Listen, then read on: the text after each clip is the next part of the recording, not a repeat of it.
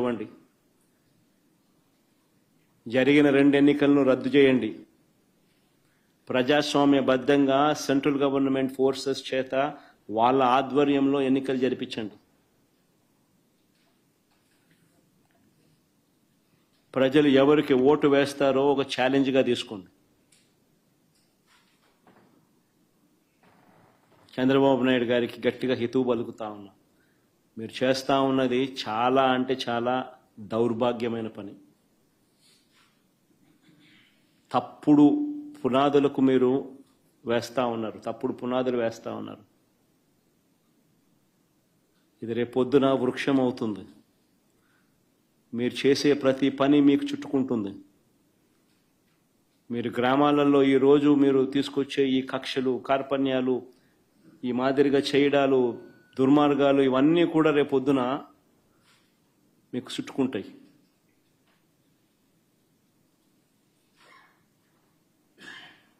ముఖ్యమంత్రిగా ఉన్నావు, నీ జీవితానికి బహుశా ఇది ఆఖరి ఎలక్షన్ కావచ్చు. రామకృష్ణ అని అనుకునే ఈ వయసులో కనీసం ఆ మాటలన్నా అనుకుంటే పుణ్యమన్నా వస్తుంది. ఈ మాదిరిగా చేస్తే నరకానికే పోతావు. ఇప్పటికైనా మార్పు తెచ్చుకో చంద్రబాబు అని హితవు పలుకుతా ఉన్నా.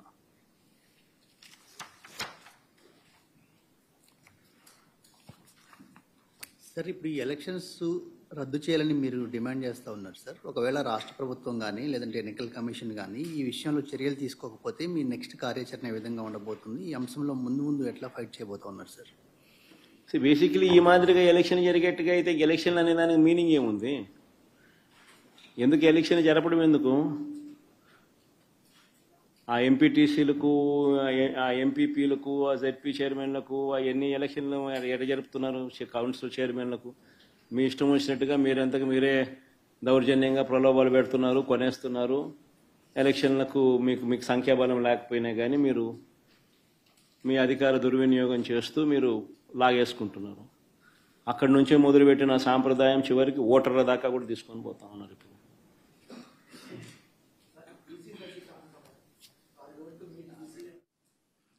ఇవన్నీ కూడా అంటే అన్ఫార్చునేట్గా స్టేట్ ఎలక్షన్ కమిషన్ అన్నది ఒక డమ్మీ పాత్ర కన్నా దారుణమైన పాత్ర పోషిస్తూ ఉంది.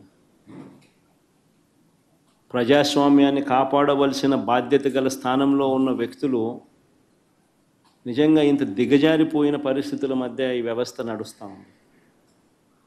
Very unfortunate.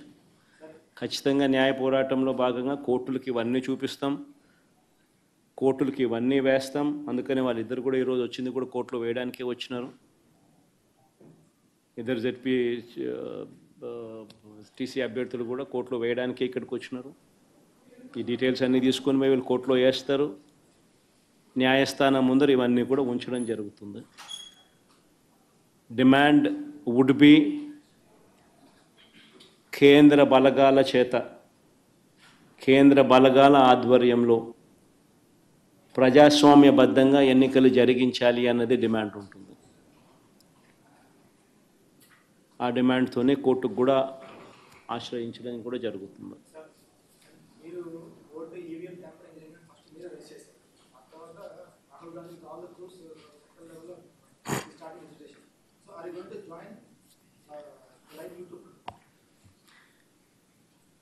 జాయిన్ అనే దానికి మీనింగ్ ఏంది?